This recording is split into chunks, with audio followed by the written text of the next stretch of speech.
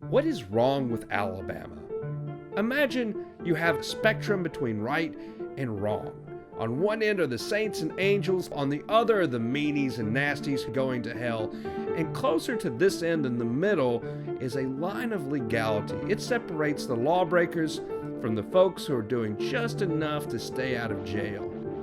So where are Alabama politicians on this spectrum? Well, down here you have the Mike Hubbards, the Oliver Robinsons, the Mickey Hammonds. There are a few down here at this other end, but most of them have their toes right up on this line. They're not trying to do what's right. They're trying to get away with as much as they possibly can without going to prison. And this distribution throws our state out of balance. But whenever I give this speech, this theory of everything of mine, it begins to fall apart during the Q&A section, always when someone asks the same question. Who's that guy down there? This guy? His name's Jeff McLaughlin, and this is his story.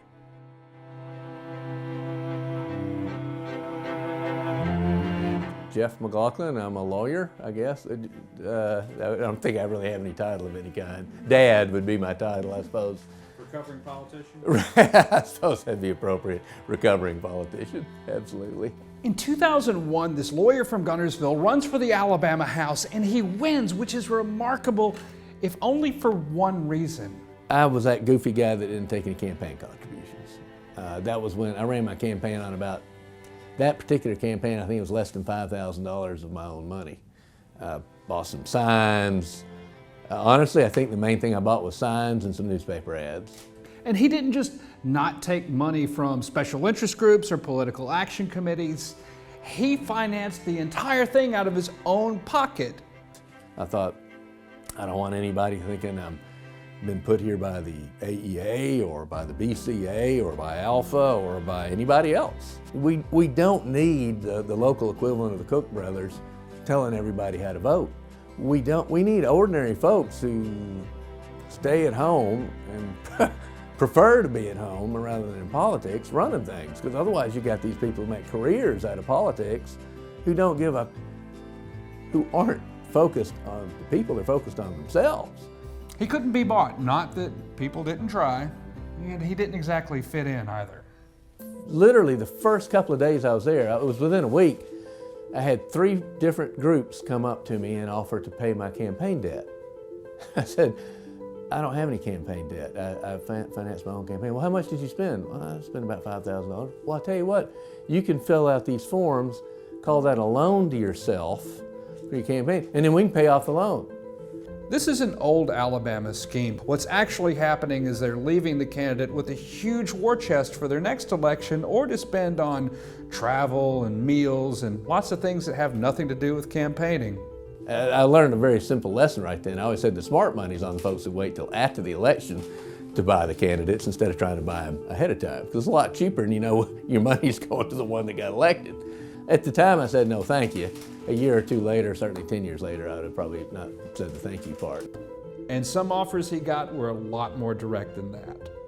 I'll never forget this. I had a person come up to me in the hall. A particular vote was scheduled soon that day. So-and-so will give you $5,000 to your campaign contribution if you'll vote with him on this bill. That's a bribe. And yes, it's illegal, unless you don't get caught, right? I said no, and I was again appalled. If that person would approach me about giving me $5,000, what's he doing to the other folks? McLaughlin had one pet crusade that he became famous for. He wanted to make PAC-to-PAC contributions illegal. PAC-to-PAC contributions are basically a political money laundering scheme that special interest groups use to funnel money to politicians so that you and I can't see where the money is coming from or where it's going. Because let me assure you, the thing that was never lost was the source of the money, and the politician knew that connection, but the public couldn't know it as a result of the way the money had been transferred. Every year McLaughlin would file his bill, and it would get through the House, and then it would go upstairs to the Senate, where it would die. it's easy to say, oh, this guy was against it or that guy against it, but on certain issues, Democrats and Republicans were pretty united, and on really actually accomplishing reform, both parties were fairly united in opposing it. But McLaughlin came back year after year after year trying to get his bill passed until, there's one thing I forgot to mention. Jeff McLaughlin, he was a Democrat. I hadn't changed. One of the things that I couldn't, I was the same person in 2010 as I was in 26, as I was in 22, as I was in 2000. I'm pretty conservative, actually. I was an anti-gambling. I was at the time, and still am, really against Sunday sales. I'm pro-life, I'm Catholic, and I'm against any kind of government waste and spending. I mean, come on.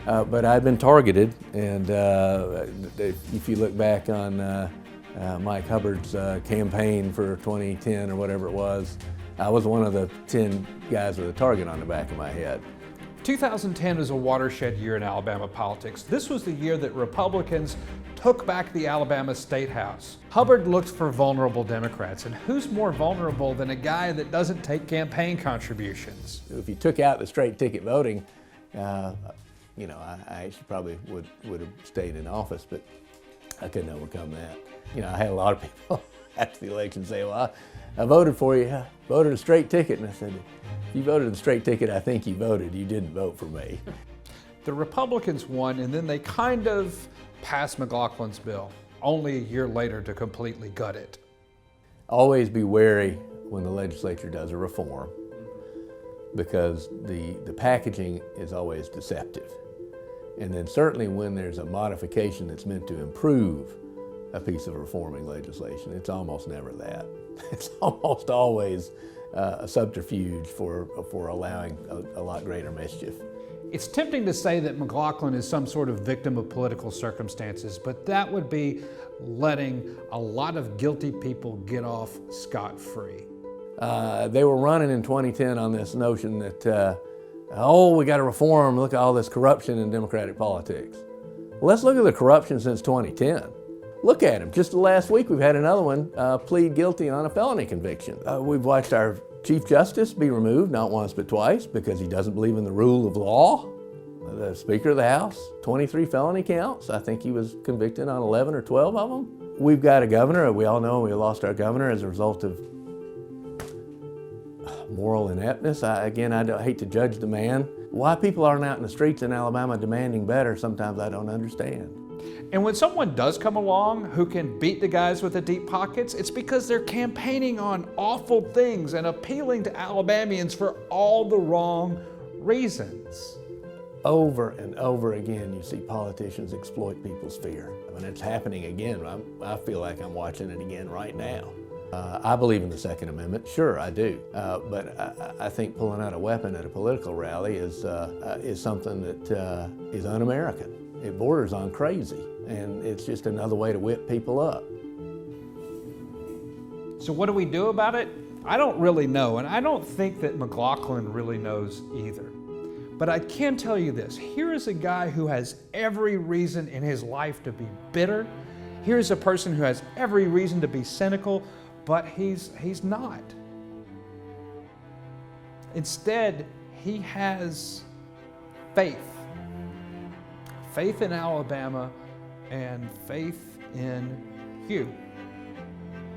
If we draw on the basic values that every Alabamian is taught, and taught probably more here than anywhere in the country, love your neighbor. Put the needs of others ahead of your own. We hear that every Sunday. We should act on that, and we have a greater reserve of understanding what that really means than most people. And as Alabama's influence outgrows its borders, whatever that faith is, wherever it comes from, we're going to need a lot more of it. My view and what I tell my kids is just keep plugging. Don't give up. I think that a quiet, maybe determination, a quiet message, a quiet constancy. Maybe that will endure. As you can see, that's pretty well the way I'm going these days. I'm not giving up. I'm not throwing in the towel.